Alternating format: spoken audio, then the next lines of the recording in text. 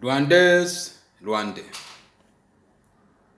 S'il y a une libération, une droiture, des choses utiles aux yeux de tout le monde, c'est de connaître la vérité.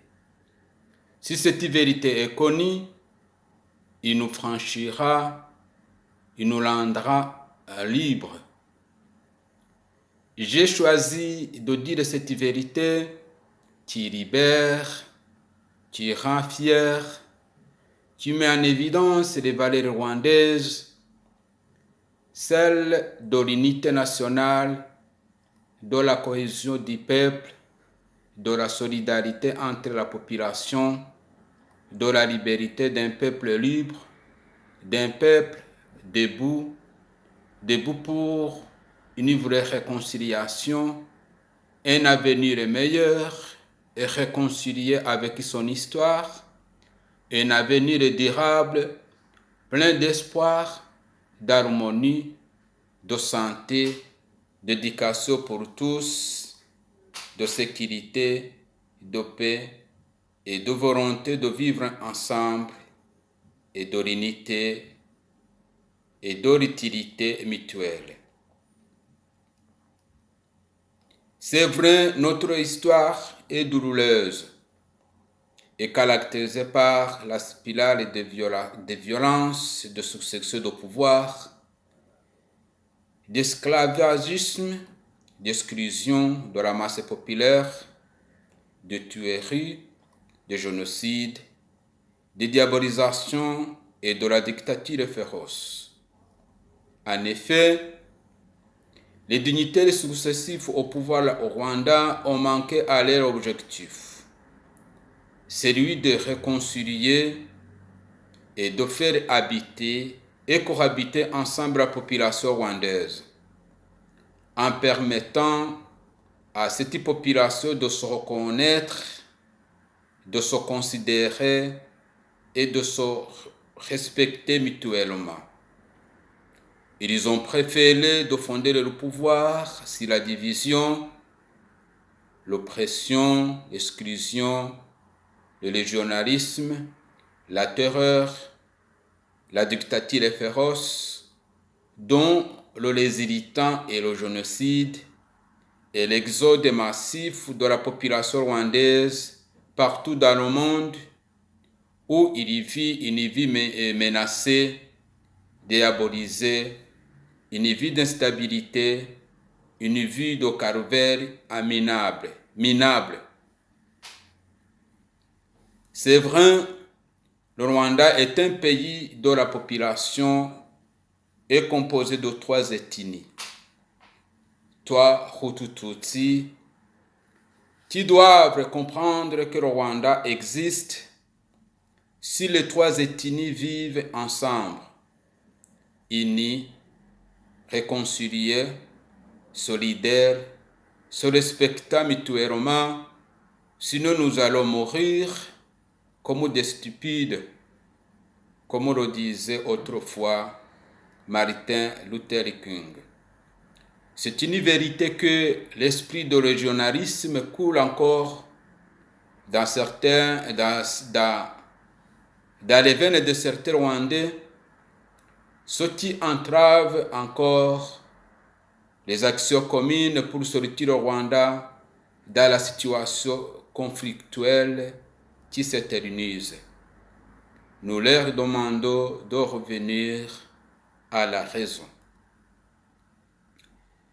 Dans cette période de fin d'année 2018, tout en vous souhaitant bonne année de 2019, au nom du réseau rwandais pour la paix et le développement durable inclusif, nous tenons tout d'abord à présenter nos condoléances à toutes les familles rwandaises qui ont subi des atrocités diverses au cours de cette année 2018.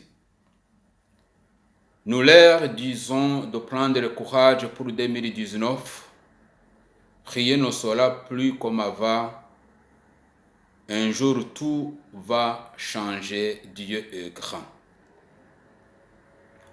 Par la suite, nous lançons un appel urgent à toutes les couches composantes de la nation rwandaise et à tous les hommes et les femmes de bonne volonté, et plus particulièrement à tous ceux qui ont des responsabilités politiques, les autorités en place, les leaders politiques, les acteurs socio-économiques, la société civile et tous les responsables des institutions religieuses, afin qu'ils soient mis radicalement fin à ces violences et qu'ils soient trouvés dans un dialogue sincère et efficace les solutions justes et pacifiques aux conflits qui divisent les Rwandais, et qu'il soit étudié un projet de société durable, inclusif,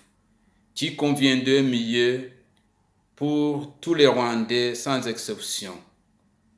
Nous souhaitons que ce projet de stabilisation, de reconstruction du Rwanda moderne, inclusif, soit bâti sur la vérité, le respect mutuel pour la solidarité, qui sont les seuls fondations profondes, inaliénables de réconciliation et de l'unité nationale. Ainsi donc, le Rwanda serait une nation éprise de paix, de droit, de justice sociale, de liberté publique et de libre expression. C'est ainsi que le Rwanda pourra asseoir la démocratie et atteindre un développement durable pour tous sans distinction. La seule voie sûre et incontournable à emprunter est une éducation nationale solide selon Nelson Mandela. L'éducation est l'arme la plus puissante que nous pouvons utiliser pour changer le monde. Donc nous souhaitons vivement que désormais la puissance publique du système institutionnel rwandais soit soumise aux droits dans le fond et dans la pratique, ce qui suppose le respect strict de la hiérarchie, des normes et des droits humains fondamentaux indistinctivement, de la séparation des pouvoirs et de l'indépendance de la justice compétente et capable d'appliquer le principe de l'égalité et d'égalité de sujets de droit, et reflétant enfin l'ère nouvelle de la démocratie et de la bonne gouvernance au Rwanda. Le réseau rwandais pour la paix et le développement durable inclusif souhaite que l'expression démocratique puisse primer sur l'oppression et que l'état de droit et de liberté du peuple puisse prendre place sur la tyrannie, et que la bonne gouvernance et le progrès pour tous puissent être le reflet d'une nouvelle ère au Rwanda réconcilié, uni, solidaire. Vive le peuple rwandais et vive la République rwandaise. Merci.